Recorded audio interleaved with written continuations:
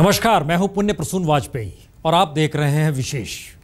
राष्ट्रपति प्रणब मुखर्जी ने नरेंद्र मोदी को प्रधानमंत्री मनोनीत किया है और अब मोदी 26 मई की शाम 6 बजे पद और गोपनीयता की शपथ लेंगे। लेकिन यह शपथ ग्रहण समारोह कई मायनों में बिल्कुल अलग होगा, लीक से हटकर होगा।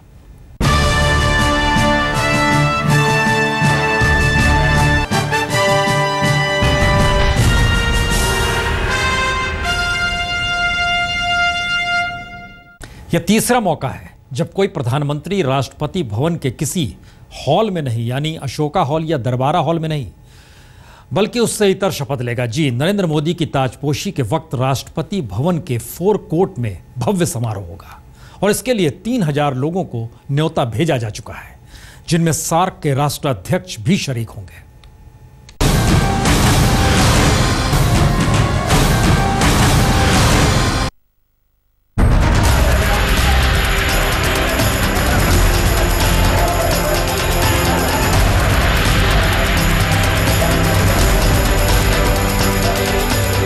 सबसे बड़ी पंचायत में भारतीय लोकतंत्र के नए रक्षक की ये विनम्र दस्तक थी, जिसे मंगलवार को जमाने ने देखा।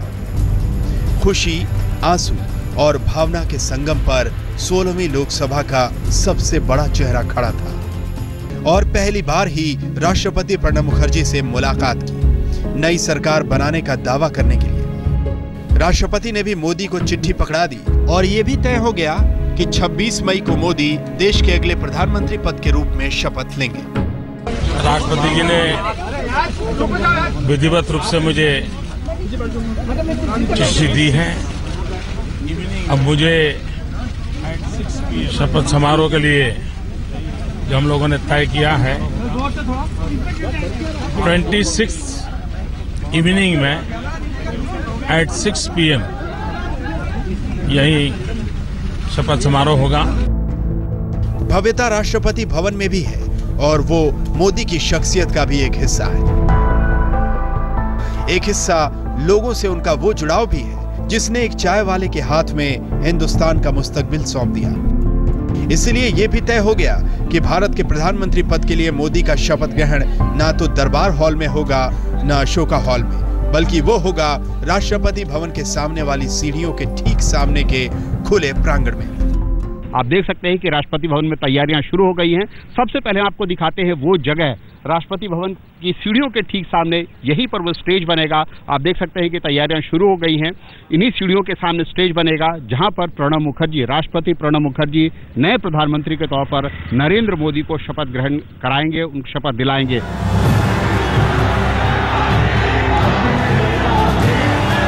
पूरे देश को अपने कदमों से नाप देने वाले मोदी ने बीते चुनाव प्रचार में देश का दिल जीत लिया। ऐसी जीत मिली कि बीजेपी बहुमत के कमल पर नाच रही है। ऐसे में मोदी के शपथ ग्रहण में जश्न भी होगा और जोश भी रहेगा। और हाँ, बड़ी तादाद में हाई प्रोफाइल मेहमान भी रहेंगे। करीब 3000 लोग मोदी के शपथ ग्रहण समारोह के साक्षी बनेंगे। माना जा रहा है कि नरेंद्र मोदी के लिए भी बड़ी संख्या में हजारों अतिथि आएंगे। राष्ट्रपति भवन से जो हमें सूचना मिली है 3000 से ज्यादा अतिथियों के यहाँ पर आने का, यहाँ पर बैठने का इंतजाम किया जा रहा है। और मैं आपको दिखाना चाहूँगा जो पीछे की जो तैयारियां चल रही हैं, ये वो जगह है जहाँ पर कि जो अतिथि आएंगे उनके बैठने के लिए कुर्सियां लगेंगी। आप देख सकते हैं कि जो फव्वारे हैं उनको तैयार किया जा रहा है, उनको साफ सुथरा किया जा रहा है। इसी सामने का ये जो गेट है, ये जो भव्य आप इमारत देख रहे हैं, इसी सामने के गेट से नरेंद्र मोदी यहाँ पर आएंगे और ये पूरी जगह जो है अतिथियों से उस वक्त खचाखच भरी होगी। शपथ ग्रहण सोमवार को होगा, लेकिन अभी से तैयारी शुरू हो गई है। राष्ट्रपति भवन में फूल माले लाए जा चुके हैं। कुर्सियां सजाने और पंडाल लगाने की तैयारी तेज हो गई है। वैसे भी शाम 6 बजे का समय रखा गया है, जब गर्मी कम होने लगे। मोदी का शपथ ग्रहण लीक से हटकर हो रहा है। बीजेपी के लिए जीत भी लीक से हटकर ही है। इसलिए इस जीत के जश्न को राष्ट्रपति भवन की सीढ़ियों तक पहुंचा देने की तैयारी चल रही है। मोदी के नाम के जयकारे के बीच 26 मई की शाम राष्ट्रपति भवन का वो विशाल प्रांगण गूंजेगा, तो हो सकता है कि उसमें सार्क देशों के राष्ट्राध्यक्ष भी हों। इंतजार कीजिए और देखिए 16 मई की उस शाम का, जब 125 करोड़ हिंदुस्तानियों की आवाज लुटियंस के टीले पर देश की नियति से साक्षात्कार करेगी। बालकृष्ण, दिल्ली, आज तक। मई की तैयारी में राष्ट्रपति भवन जुट गया है। उसके सामने चुनौती है खुले मैदान में शपथ ग्रहण समारोह का मुकम्मल इंतजाम करना। और ऐसा माना जा रहा है कि मोदी को मिले अपार जन समर्थन का शुक्रिया अदा करने के लिए खुले में यह शपथ ग्रहण समारोह आयोजित किया जा रहा है। प्रधानमंत्री Shri Atal Bihari Vajpayee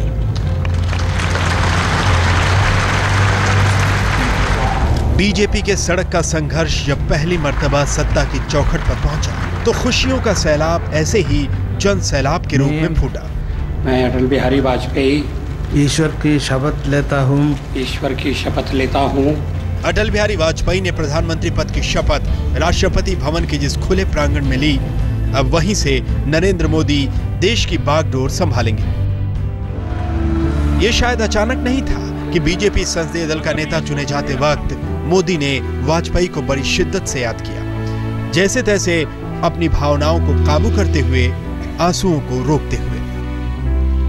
as prime minister Narendra Modi चाहते तो तमाम दूसरे प्रधानमंत्रियों की तरह दरबार हॉल में शपथ ले सकते हैं, लेकिन 125 करोड़ लोगों ने जिस तरह उन पर भरोसा दिखाया है, उसके बाद मोदी के लिए बंद छत के नीचे पद और गोपनीयता की शपथ लेना मुश्किल हो रहा है। इसीलिए उन्होंने राष्ट्रपति भवन की सीढ़ियों से नीचे उतरकर मैदान में शपथ लेने का मन बनाया है। नरेंद्र मोदी लीग से हटकर अलग चलने में विश्वास करते हैं। वो चाहते हैं कि जो कुछ वो करें उसमें उनकी अलग पहचान, अलग छाप साफ दिखाई दे। वो गुजरात विधानसभा में पहली बार तभी गए जब मुख्यमंत्री बने और संसद भवन में तभी कदम रखा जब प्रधानमंत्री चुने गए। अब दरबार हॉल को छोड़कर राष्ट्रपति भवन के खुले आसमान के नीचे शपथ लेकर वो ये दिखाना चाहते हैं, ये बताना चाहते हैं कि बदलाव की शुरुआत हो चुकी है। राजपथ से राष्ट्रपति भवन की तरफ बढ़ने पर सबसे पहले नॉर्थ ब्लॉक और साउथ ब्लॉक पड़ता है। उससे आगे बढ़ने पर वो प्रांगण है जिसे फोर कोर्ट कहते हैं। इसी फोर कोर्ट में मोदी के शपथ ग्रहण समारोह का इंतजाम किया जा रहा है। यहाँ राष्ट्रपति भवन के हाउस होल्ड सेल का जिम्मा खाने पीने की व्यवस्था करना, इन्विटेशनल सेल का काम न्योता देना, समारोह सेल का काम बैठने का इंतजाम देखना और प्रेस सचिव सेल का काम मीडिया कवरेज को देखना होता है। इस तैयारी के लिए राष्ट्रपति के सचिव संबंधित विभागों के साथ कई बार बैठक करते हैं। यहाँ तक कि समारोह को सही तरीके से संपन्न कराने के लिए कई बार रिहर्सल भी की जाती है। इस बार कुछ राष्ट्राध्यक्षों को भी न्योता गया है, लिहाजा विदेश मंत्रालय भी इसमें शामिल है। हाँ, हमारा कोशिश तो ऐसा ही रहता है कि कोई स्लिप ना हो जाए, हम लोग सब कुछ सही तरीके से करें। इसके लिए बार बार हमारी मीटिंग इंटरनल होता है, जैसे हम अपने सेक्शन में भी मीटिंग करते हैं, हमारे स्टाफ को इंस्ट्रक्शन देते हैं कि ये ऐसे इस तरीके से करना है, और फिर हम लोग एक मतलब मॉक ड्रिल वगैरह भी करते हैं। मोदी बंद हॉल की जगह खुले मैदान में शपथ लेकर ये पैगाम देना चाहते हैं कि हिंदुस्तान की नई सरकार आम लोगों के लिए होगी। 26 मई को जहां से मोदी देश के प्रधानमंत्री बनने जा रहे हैं, वहीं से चंद्रशेखर ने भी 1990 में प्रधानमंत्री पद की शपथ ली थी। अब मोदी के शपथ ग्रहण के साथ फोर कोर्ट में शपथ लेने वाले प्रधानमंत्रियों की संख्या 3 हो जाएगी। बालकृष्ण, दिल्ली, आज तक। जिम्मेदारी राजनीति के स्तर पर विनम्र बना देती है और डिप्लोमेसी के टेबल पर सुलझा हुआ। ऐसे ही एक बेहद सुलझा हुआ कदम देश के भावी प्रधानमंत्री नरेंद्र मोदी ने उठाया जब उन्होंने सार्क के देशों को अपने शपथ ग्रहण समारोह में शामिल होने के लिए बुलाया। सबसे दिलचस्प नाम तो पाकिस्तान के प्रधानमंत्री नवाज शरीफ का है। देखिए, ये तो परंपरा है। अगर कोई देश में सत्ता का परिवर्तन हो रहा है, नए प्रधानमंत्री का आगमन हो रहा है, तो ऐसे अवसर पर तो पास पड़ोस के लोगों को और कुछ जो शुभचिंतक देश होते हैं उनको तो बुलाया ही जाता है। ये तो परंपरा है मेरे ख्याल से। चुनाव प्रचार बीता तो पाकिस्तान के प्रति मोदी की तलखी भी छूट गई और अब पड़ोसियों से एक नरम और सुधरे हुए रिश्ते की पहल वो कर रहे हैं। मोदी की तरफ से पाकिस्तान के प्रधानमंत्री को भेजे गए न्योते का पाकिस्तान में भी स्वागत हुआ है। उम्मीद करते हैं कि ताल्लुकात दोनों ममालिक के दरमियान बढ़ेंगे, कि दोनों ममालिक को अपने जो मसाइल हैं हल करने हैं और जो अपॉर्चुनिटीज़ हैं रीजनल ग्लोबल, उनसे फ़ायदा उठाना है और ये इंगेजमेंट के ज़रिए इंशाल्लाह आएगा। ये पहली बार होगा जब प्रधानमंत्री के शपथ ग्रहण समारोह में 8 सार्क देशों के राष्ट्राध्यक्षों को बुलाया गया है।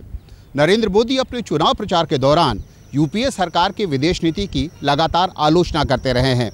शायद इसलिए वो शपथ ग्रहण समारोह में इन मुल्कों को बुलाकर बताना चाहते हैं कि पड़ोसी मुल्कों के साथ नए रिश्तों की शुरुआत, बदलाव की शुरुआत अब हो चुकी है। अभी तक ये साफ नहीं है कि मोदी के शपथ ग्रहण समारोह में सार्क के कौन कौन से राष्ट्राध्यक्ष पधारेंगे, लेकिन इतना तो साफ है कि मोदी की इस नई पहल से संबंधों में सुधार का नया दरवाजा खुलेगा। हालांकि इस न्योते पर विपक्ष अलग अलग सुरों में बोल रहा है। सीमा पर पसरे तनाव को कम करने के लिए मोदी ने कदम बढ़ा दिया है। अब एक कदम नवाज शरीफ को बढ़ाना है ताकि नई दिल्ली और इस्लामाबाद के बीच संवाद सरहद पर गोलियों के शोर में अनसुना न रह जाए। रीमा पराशर और मौसमी सिंह के साथ बालकृष्ण, दिल्ली आज तक। फोरकोट जी, 26 मई को नरेंद्र मोदी राष्ट्रपति भवन के फोरकोट में प्रधानमंत्री पद की शपथ लेंगे। दरअसल मोदी गुजरात के मुख्यमंत्री रहते हुए भी बार बार लोगों के बीच ही शपथ लेते रहे, यानी खुले में। और इसकी वजह बताई जाती है कि लोगों से सीधे जुड़ाव दिखाई दे, ये वो चाहते हैं। तो इस बार भी शपथ ग्रहण कुछ वैसा ही।